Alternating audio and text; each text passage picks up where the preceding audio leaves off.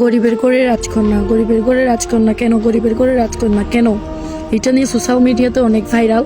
আর আমি বুঝতে চাচ্ছি যে আমি বুঝতে পারতেছি না যে একটা সিচুয়েশন নিয়ে যে এত মাথা ব্যথা কেন পাবলিকের, আমি কিছুই বুঝতে পারতেছি না।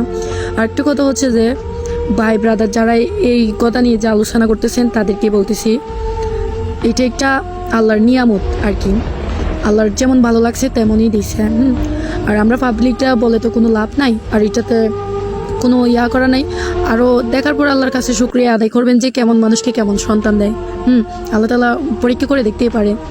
একটা মেয়েটা যে বাসা ভাড়া দেওয়ার জন্য রাস্তায় নেমে পড়ে ভিক্ষে করার জন্য, বাসা ভাড়া দিতে পারতেছে না, সেজন্য আর কি পেটের দায় কি না করে মানুষ, এটার জন্য হয়তো বা সম্মানটা বাঁচার জন্য মেয়েটা কোলে নিয়ে যে বাজারে গেছিল, এই কারণে একটা মানুষ যে ছবি তুলে যে সোশ্যাল মিডিয়ায় ছাড়ি দিবে যে গরিবের ঘরে রাজকন্যা কেন।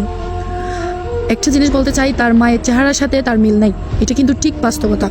আর যে মেয়েটার চুক আর তার থুতনা সেম টু সেম মিল আছে, আমার মনে হচ্ছে মিল আছে, কিন্তু আপনাদের চোখে নাও লাগতে পারে। সে কান্নাকাটি করে যে সোশ্যাল মিডিয়াকে বলতেছে সন্তানকে নিয়ে বের হতে পারতেছি না, এটা আমার সন্তান না, কান্নাকাটি করে করে বলতেছে। আমি তাদেরকে বলতেছি যারা ওর রাজকন্যা কেন, গরিবের ঘর রাজকন্যা কেন, তাদেরকে বলতেছি ভাই অযথা মানুষের অভিশাপ নিয়েন না। সে যে কান্নাকাটি করে বলতেছে এটা আমার ছেলে, এটা আমার মেয়ে বা আমার সন্তান, আমার যা প্রুফ দেখবেন তা দিতে পারবো, এর চেয়ে তার কোনো কথা আছে? আপনারা তারপরেও মেয়েটাকে করে ফেলতেছেন, হয়রানি করে ফেলতেছেন। এসব বাদ দেন। হ্যাঁ, আল্লাহ তাআলা গরিবের ঘরে গরিব বলে ধনী বলে যে এটা কোনো ফরক নাই যে আল্লাহর কাছে, যে বান্দার কাছে থাকতে পারে এটা ফরক, বা আল্লাহর কাছে নাই। আল্লাহ হয়তো বা তাদেরকে টাকা দেয় নাই, গরিব বানাইছে, তাই বলে কি কন্যা সন্তান বা রাজকুমারীর সন্তানকে দিতে পারে না? অবশ্যই দিতে পারে।